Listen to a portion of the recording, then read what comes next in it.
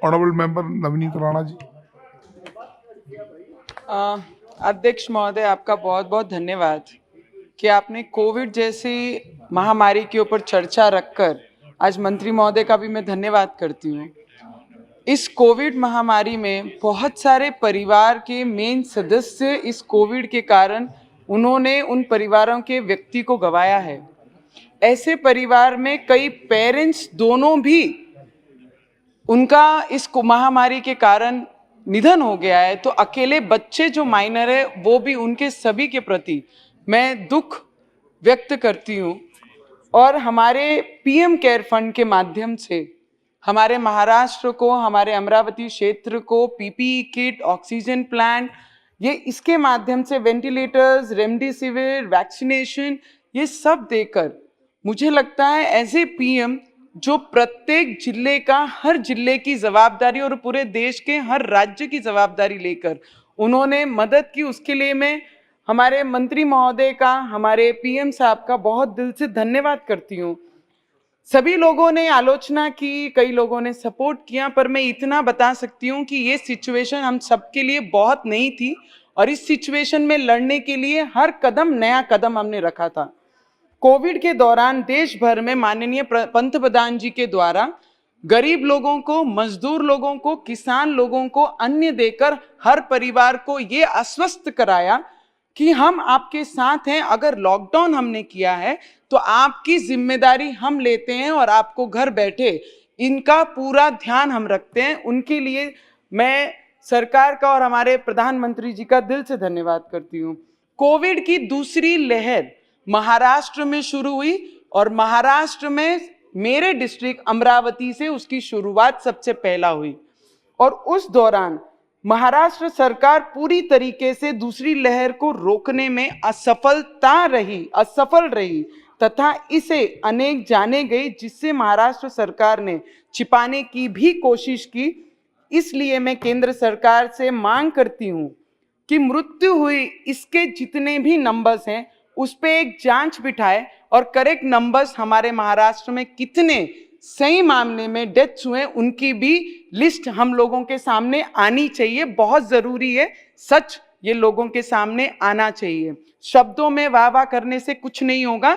लोगों ने अपनी जान गंवाई है इस महामारी में और किसके कारण, किसके दुर्लक्ष्य से ये सब हुआ है उस पर ध्यान जाना बहुत जरूरी है।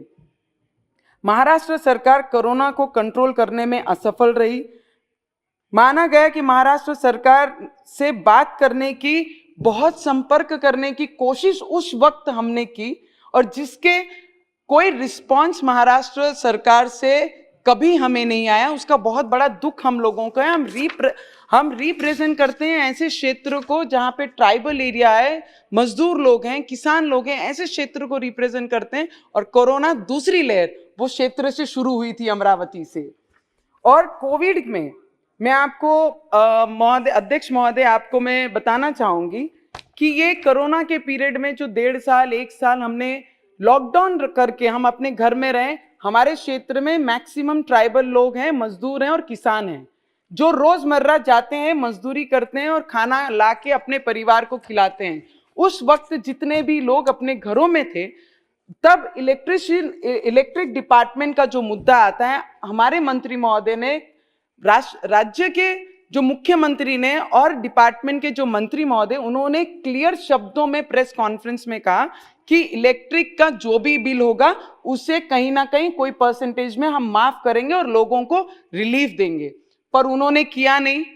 जो हमारे कृषि पंप हैं, आज भी हमारे लोग वहां पर कृषि पंपों पे जो 2 साल से कुछ काम नहीं कर रहे थे, कृषि पंप में जाकर जबरदस्ती, अगर तुम वहां पर पैसे नहीं भरते हो तो उनके कृषि पंप के कनेक्शन भी आज हमारी महाराष्ट्र गवर्नमेंट के लोग जाकर जबरदस्ती उसे काटा जा रहा है। तो मैं विनंती करूंगी, कई मेरे फ्लोर लीडर, मेरे भाई मेरे से बहुत बड़े और सीनियर हैं, जो शिवसेना के फ्लोर लीडर है ना, उन्होंने कुछ टिप्पणियां हमारे केंद्र के ऊपर, केंद्र के सब्जेक्ट पे की है, उस पर जरूर बोलना चाहूंगी मैं। कोविड के कारण पूरे महाराष्ट्र के अंदर अनेक जो व्यापारी थे, बिजनेस थे, बहुत सारे लॉसेस हुए, तो उसमें मैं केंद्र से भी विनंती करना चाहूंगी, जिनके ऐसे शटडाउन हुए हैं बिजनेस, जिनके क्लोज हुए हैं, उनको भी रीओपन करने के लिए क्या फैसिलिटी केंद्र से दी जा सकती है, उस पे भी हमने मदद करनी चाहिए। अमरावती जिले में कोविड के समय बहुत सारी मंत्री महोदय, मंत्री जी आप यहाँ पर हैं, तो 100 करोड़ का आंकड़ा ऐसा दिया कि इसमें एक्सपेंस उनका खर्च हुआ है कोविड के दौरान। तो मैं आपसे एक विनती करूंगी कि इसकी पूरी डिटेल जो हमारे डिस्ट्रिक्ट के कलेक्टर हैं उनसे आप बुलाइए, कि क्योंकि कई मंत्री और प्रशासन वहां के अपने sir, only 2 minutes sir, just last 2 minutes sir, उसके ऊपर जितना खर्च हुआ है उन्होंने अपने क्लोज वन को ये डायरेक्टली टेंडरिंग ना करते हुए हर कामों की डायरेक्टली उनको काम दिए गए, उससे हमारे लोगों का नुकसान, हमारे क्षेत्र का, और जो फंड केंद्र से हमारे जिले के लिए, डिस्ट्रिक्ट के लिए आया, उसका बहुत गलत वापर हुआ है। उसकी भी इंक्वायरी बैठनी चाहिए कि कहाँ कैसे खर्च इस पे किया गया है, वो मैं मंत्री महोदय से विनती करूंगी। और अभी जो नया एक वेरिएंट जो कोविड का ही तीसरा भाई, जो तीसरा नाम दिया गया, वो जो आ रहा है, उसमें जो जितने भी बाकी कंट्रीज में आए हैं उनसे जो फ्लाइट्स इनकमिंग हमारे देश को है, उस पे हमने कुछ ना कुछ पाबंद लगाने चाहिए। जब, क्योंकि आज हमारे स्कूल चालू हो गए हैं, कॉलेज शुरू हो गए हैं, सब बच्चे अपने अपने स्कूल जाना शुरू कर दिए महाराष्ट्र में। अगर बाहर से प्रवासी यहाँ आते हैं और उनको इफेक्ट करते हैं तो बहुत बड़ा नुकसान हमारे बच्चों का और सब परिवारों का होगा। तो उस पर कहीं ना कहीं हम लोगों को थोड़ा सा कंट्रोल लाना पड़ेगा। और जितने भी डॉक्टर्स हैं, वार्ड इंचार्ज थे, साफ सफाई कर्मी थे, हमारे आशा वर्कर्स थी, और जितनी भी सिस्टर्स और ब्रदर्स काम कर रहे थे, मैं आपको बताना चाहूंगी मंत्री महोदय, अध्यक्ष महोदय, आपके माध्यम से, कि इन लोगों को कोविड में इनको कॉन्ट्रैक्ट बेस पर इस्तेमाल किया गया हमारे महाराष्ट्र में, और एज सून एज जैसे ही कोविड समाप्त होते दिखा, इनको यूज एंड थ्रो करके उस डिपार्टमेंट से बाहर फेंका गया। तो मैं आपके माध्यम से विनती करूंगी, अध्यक्ष महोदय, last 1 line, only last lines, last 1 minute, तो उनको उठा के फेंका गया। तो उसके लिए आपसे मैं विनती करूंगी कि उन्हें परमानेंट करके उन्हें आगे स्ट्रांग की, क्योंकि अपनी जान पर खेल के इन लोगों ने हमारी मदद की है, हमारे देश को सेवा दी है, अपनी जान पर खेल के, और इन लोगों को यूज एंड थ्रो करके हम नहीं फेंक सकते। उस पर हमने बोलना चाहिए। हमारे भाई ने बहुत अच्छा, फ्लोर लीडर ने अभी कहा कि कुछ टिप्पणी सेंट्रल पे की है कि भाई ये प्राइवेटाइजेशन पे बात की गई है। मुझे इनसे पूछना है, ऐसे महाराष्ट्र की एक नागरिक और महाराष्ट्र के एक डिस्ट्रिक्ट को रिप्रेजेंट करती हूँ, हमारे पिछले 21 महीने से हमारे एसटी कामगार पिछले 1 महीने से वो मुंबई में एक मैदान में बैठे हैं, आजाद मैदान में, और हमारे जिले में अलग अलग डेपों पे बैठे हैं। ये पूरे देश भर के प्राइवेटाइजेशन के बारे में बात कर रहे हैं। पहले आपने ये बताना चाहिए कि महाराष्ट्र में जो एसटी कामगार इतने दिनों से और 50 लोगों ने जान दे दिए, उनके ऊपर क्या कर रहे हैं। आप देश की चर्चा ना करते, मेरे मराठी भाई बहन जो रोड पे बैठे हैं एसटी कामगार, उन पे हमने बात जरूर करनी चाहिए। ये मैं आपसे विनती करूंगी। Yes. Sir, last Honorable line. Member Rampreet Mandal. Last line. Sit down.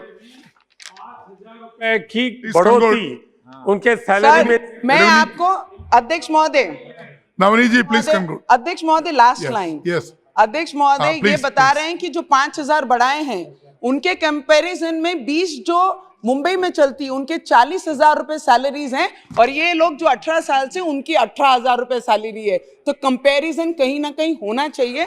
मैं सिर्फ मंत्री महोदय से यही विनती करूंगी कि जिस तरीके से वैक्सीनेशन हम कर रहे हैं, वैक्सीनेशन के लिए हमारी भी जवाबदारी बनती है।